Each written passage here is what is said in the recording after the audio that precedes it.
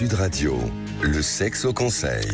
Eh bien, Yves-Alexandre Thalmann, c'est sûr que si on est trop dans ses pensées, ça va être compliqué d'atteindre l'orgasme. Vous nous en direz un petit mot tout à l'heure, mais en effet, pour avoir la possibilité à être dans la jouissance, il faut déjà être bien avec soi, bien dans son corps. Et ce qui bloque souvent, c'est cette peur de lâcher prise. Mais pour lâcher prise, faut-il encore avoir confiance. Confiance en soi, certes, mais confiance également avec le partenaire, parce que sinon, on va rester un petit peu sur ses gardes, si je puis dire, et on ne laissera pas la jouissance prendre la place.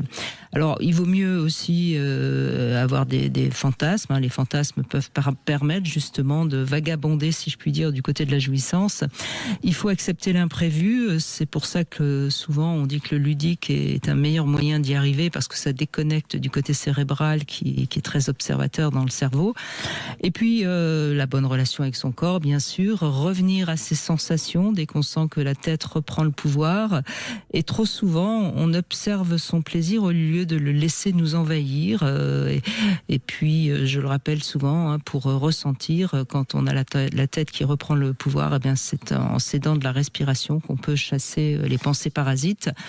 Et surtout, j'ai envie d'ajouter aussi, ne pas se dire que c'est un but en soi. Ce qui compte, c'est le chemin du plaisir, et c'est pas le but de l'orgasme, parce que sinon, encore une fois, on y met un objectif, une pensée qui empêche justement la sensation. Vous avez certainement des choses à dire sur ce sujet, parce qu'on est réellement, encore une fois, là dans la difficulté de lâcher les pensées. Oui.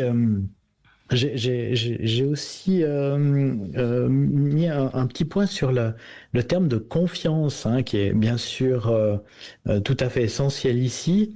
Quand j'essaye de définir le terme confiance dans une relation affective, mais dans une relation, on va dire, aussi amicale, j'aime bien l'idée de baisser la garde. Autrement dit, me rendre vulnérable, c'est ça que ça veut dire. Je sais que l'autre pourrait me blesser, mais je prends le parti de penser qu'il ne va pas le faire. Et bien sûr, c'est un chemin. La confiance est progressif. C'est pas tout ou rien. Et donc, d'essai en essai, on va dire, d'ouverture en ouverture, je me rends compte que je risque pas, que je risque moins, et donc que je peux me laisser aller.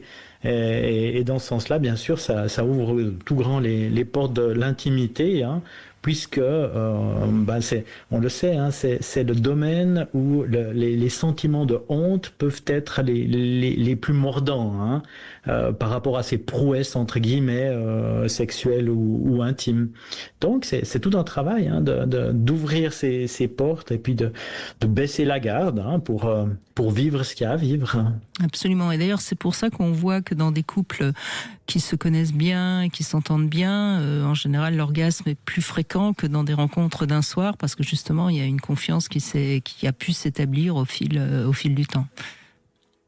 Oui, c'est ça. Et puis aussi, il n'y a pas besoin de décrire le mode d'emploi. Enfin, ça, c'est une banalité, mais de penser que tout le monde aime la même chose de la même façon, dans les mêmes séquences et au même rythme, c'est une idée totalement fausse. Donc, quand l'autre est dépositaire du mode d'emploi de ce que j'aime et moi et vice versa, ça permet aussi de se laisser aller encore plus, parce qu'on sait qu'il a compris, et puis donc on peut lui faire confiance, baisser la garde, justement.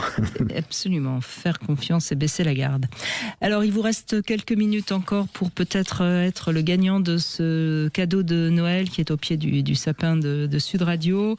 C'est un pack de 2 jouets, dont des accessoires Lelo, que vous pouvez gagner aujourd'hui. Et pour ça, vous envoyez sapin par SMS au 7 20 18.